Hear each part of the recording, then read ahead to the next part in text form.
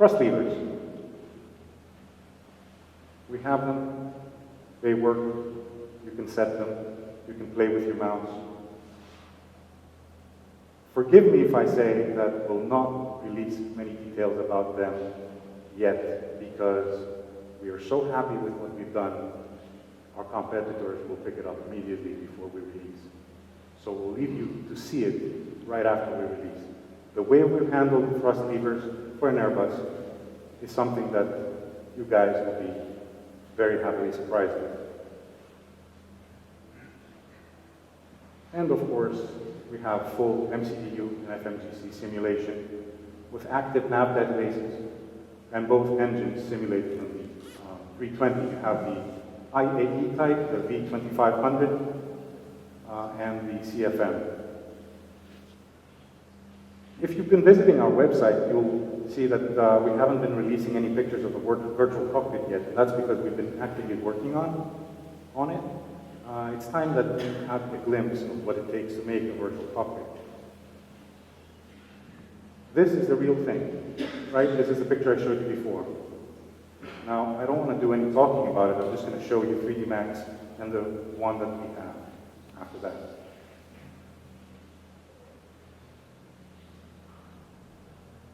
Wait, did I go back? Which one? I'm confused. Okay. I don't know which is which anymore, sorry.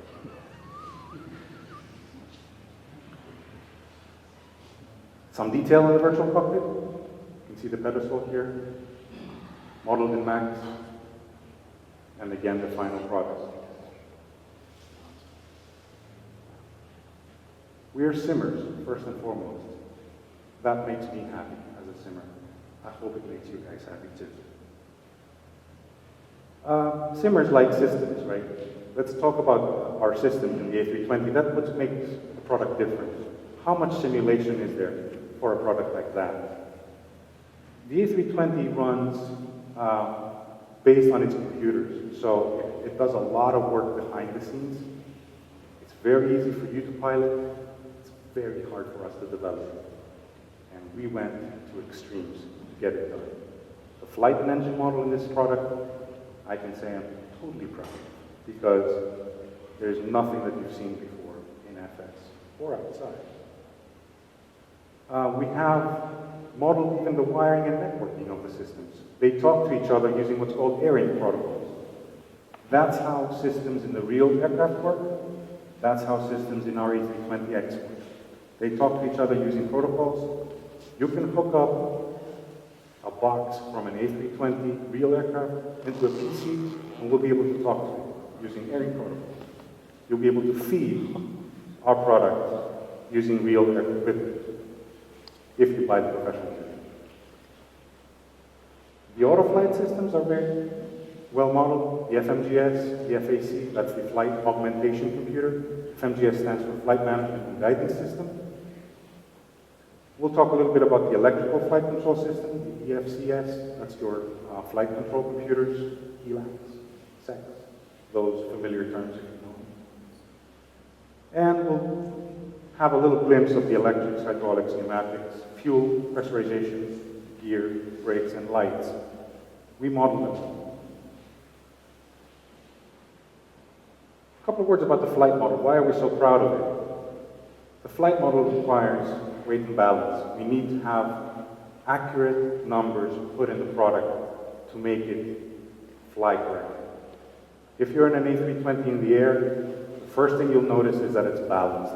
What does that mean? It's that the CG is always calculated perfectly and the aircraft is trimmed to perfection. How did we do that? We modeled the airplane by counting all extreme values using direct law surface control. We took all the computers off and we did all the measurements using direct law, meaning the aircraft was ours to do whatever we wanted. We measured its lift and drag. The flight model, the lift and drag curves is outstanding. At the base of every flight model comes the realism of the mass model. It's fundamental because It determines the equilibrium and stability of the flight dynamics. So we paid special attention to stick to reality as close as possible, even outside basic FSX limitations.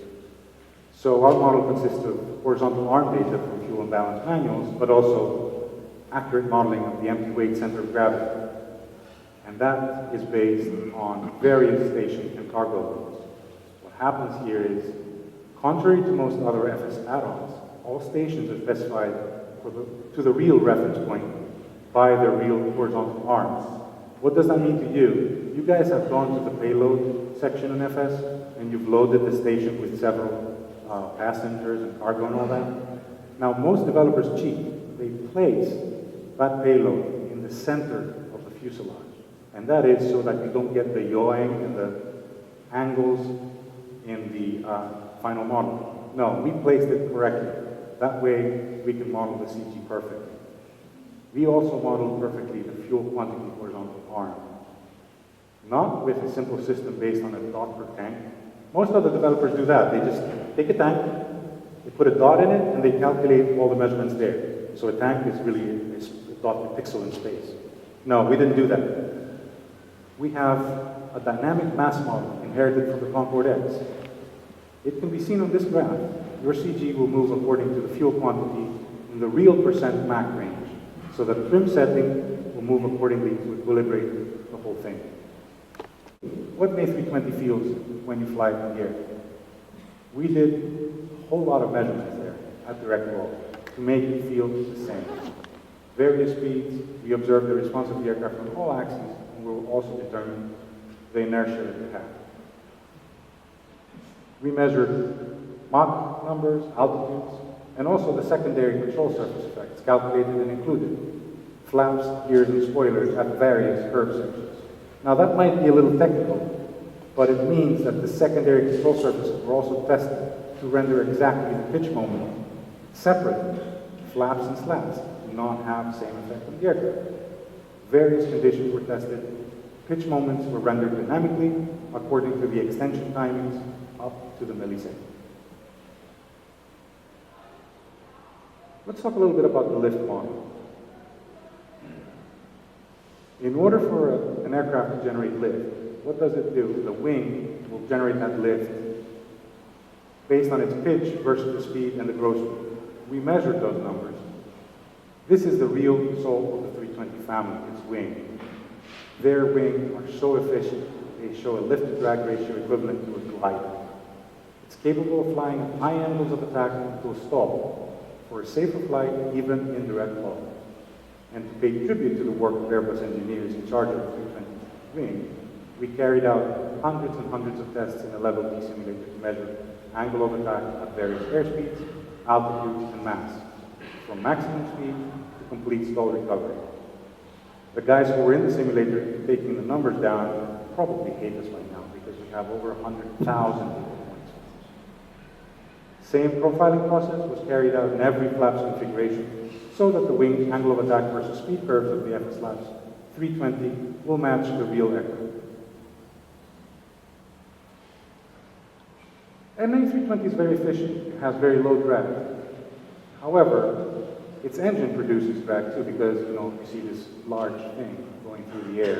It's not a wing, it's an engine, it's a bolt. So it has what's called ram drag. Forcing a big mass down air will cause drag. Now, this engine on A320 has very low ram drag.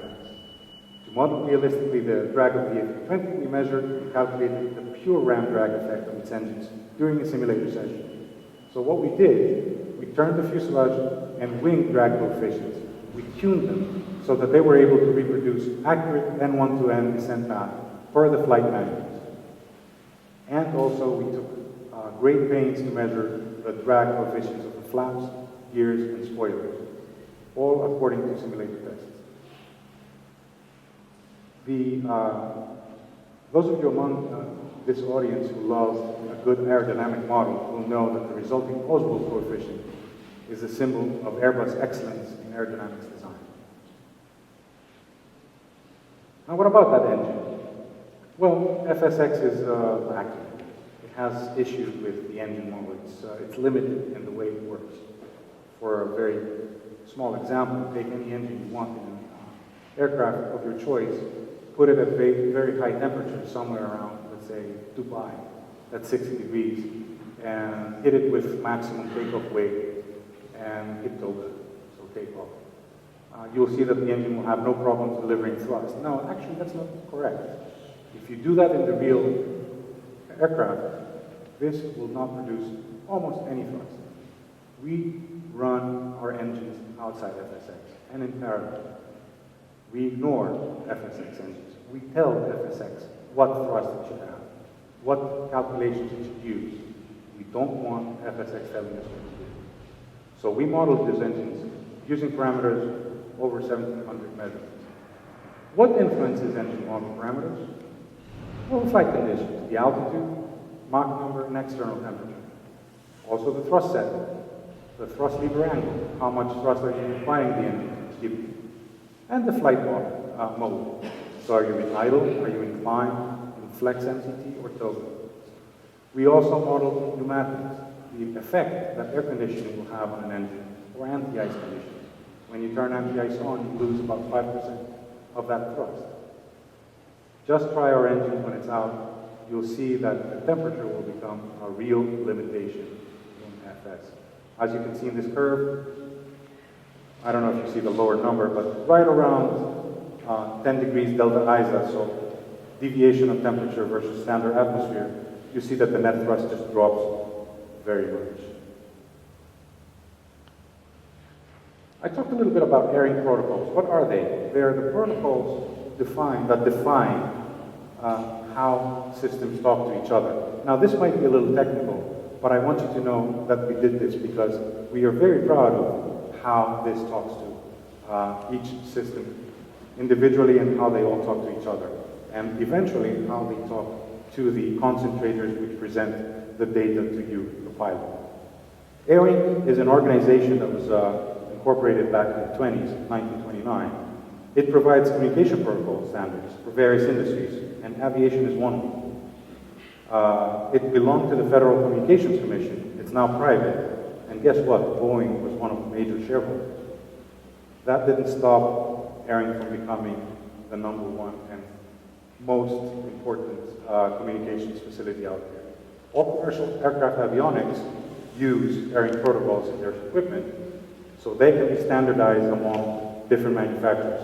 If you take an FMGS out of an A320, you can stick it in an ERJ or anywhere else, and it will behave the same exact way. It'll talk to other systems the same exact way. All you need is to pin it a little different in back. Now, the A320 uses various ARINC protocols. We reproduced 3 major crucial ones, the significant ones.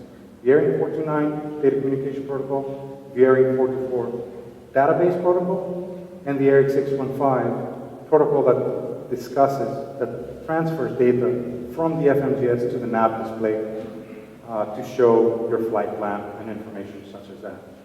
The ARINC 429 is a protocol that, as we said, gets equipment to talk to each other. It's very widely used for aviation. Most equipment out there talks with ARINC 429. It's an electrical and data format, and its characteristics are defined for 2-wire serial bus. So you take a box, that's your FMGS, and if it talks ARINC 429, you stick a 2-wire in there, you stick it to the other system, and they communicate using binary protocol logic. There's one transmitter, but there can be up to 20 receivers. And it operates at a speed of 100 kilobps, which back in the 1980s, when it was first designed, was top speed. Nowadays, of course, your motor can do much faster than that. It's self-clocking, and it synchronizes itself, and it has timeout capabilities, meaning we didn't have to do any work to allow failures to happen in our systems. What we did was we let the system fail, and that system will time out eventually. It'll say, I don't produce any more data. Other systems will automatically deduce that from this ARINC 429 protocol and say, oops, this system has a failure, I better take notice.